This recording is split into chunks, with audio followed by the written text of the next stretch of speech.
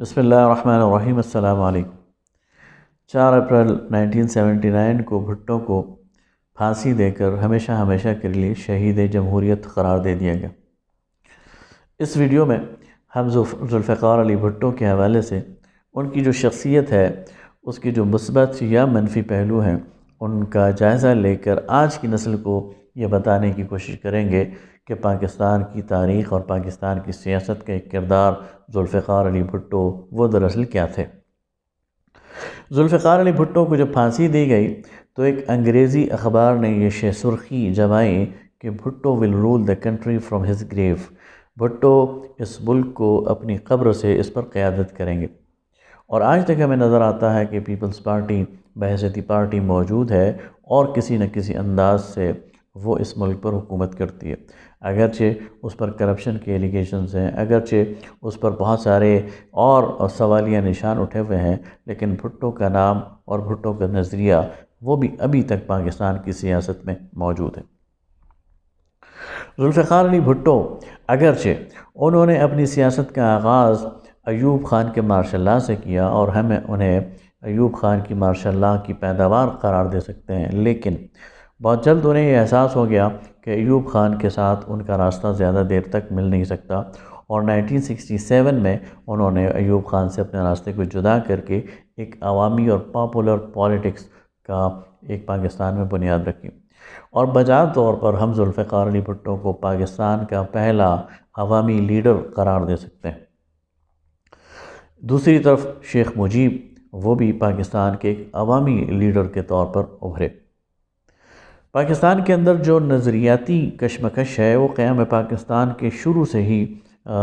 پاکستان میں چل پڑی تھی۔ ایک طرف تو سوشلسٹ تھے، اور یہ سوشلسٹ پاکستان کے تعلیمی اداروں میں، پاکستان کی انٹیلیجنسیا میں، اور پاکستان کے شعراء ادباء میں، اور پاکستان کے مزدوروں اور غریب طبقات میں بہت تیزی سے نفوذ کر رہے تھے اور اثر ڈال رہے تھے۔ دوسری طرف اس کا مقابلہ اسلامسٹ کر رہے تھے، اور ان کی قیادت سید ابوالعلا مودودی اور اسلامی جمعیت طلبہ اور جماعت اسلامی کر رہی تھی۔ یہ بھی ہر طبقہ زندگی میں اور ہر شعبہ زندگی میں مقابلہ کر رہے تھے ان سوشلسٹوں کا، گویا ایک دو دھارے چل رہے تھے اس ملک کے اندر، ایک طرف سوشلزم اور ایک طرف اسلام۔ جب ذوالفقار علی بھٹو نے ایک پاپولر پالیٹکس کا نعرہ لگایا اور پیپلز پارٹی کا قیام عمل میں آیا، اور انہوں نے سوشلزم کو اپنا سیاسی ایک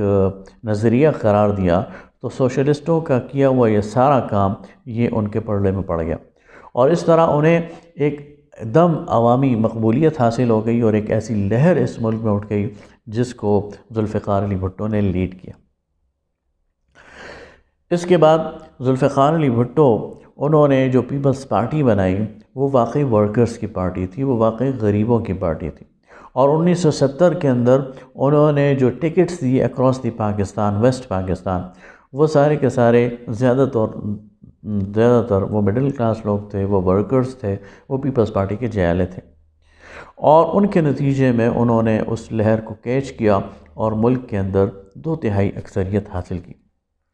ذوالفقار علی بھٹو ہی ہیں جنہوں نے اس ملک کے اندر ٹریڈ یونینز کو بحال کیا، اس ملک کے اندر طلبہ یونینز کو بحال کیا، اور اس طرح انہوں نے پیپلز پارٹی کو ایک مزدوروں کی، طلبہ کی اور انٹیلیجنسیا کی پارٹی بنا کر ایک پاپولر پالیٹکس، جس طرح کہ میں کہہ چکا ہوں، اس کا آغاز کیا۔ جب وہ اقتدار میں آئے تو انہوں نے ایک بین الاقوامی جو ان کا چہرہ ہے اور جو رول ہے، اس میں بھی بہت ساری جو مثبت باتیں ہیں وہ بھی سامنے آئیں۔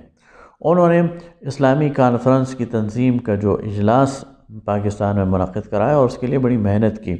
اور اس کے نتیجے میں امت مسلمہ کی قیادت کو وہ پاکستان میں لانے میں کامیاب ہوئے، اور اس طرح پوری دنیا کے اندر اور خاص طور پر اسلامی دنیا کے اندر پاکستان کے ایک تشخص اور پاکستان ایک مضبوط اسلامی ملک کے طور پر پہچانے جانے لگا، اور لوگوں کی نگاہیں، امت مسلمہ کی نگاہیں پاکستان کی طرف اٹھنے لگیں۔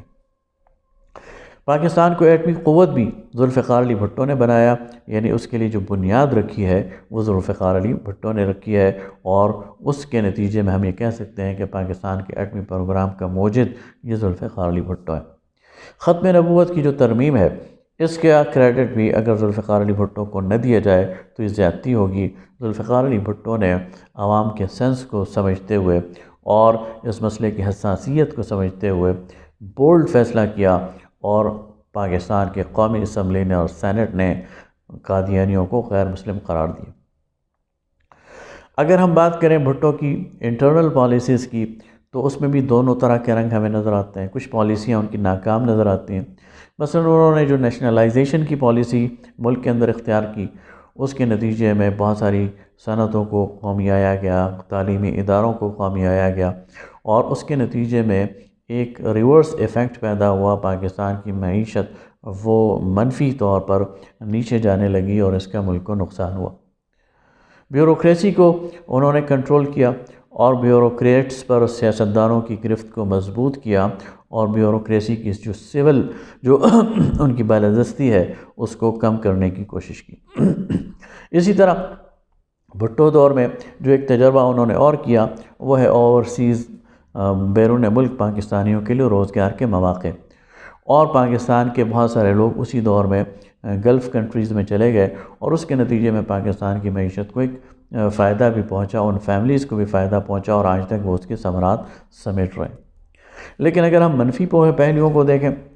بھٹو کی سیاست کے اور بھٹو کی شخصیت کے، تو سب سے بڑا منفی پہلو تو یہ ہے کہ بھٹو کے حوث اقتدار کے نتیجے میں یہ ملک دو لخت ہوا۔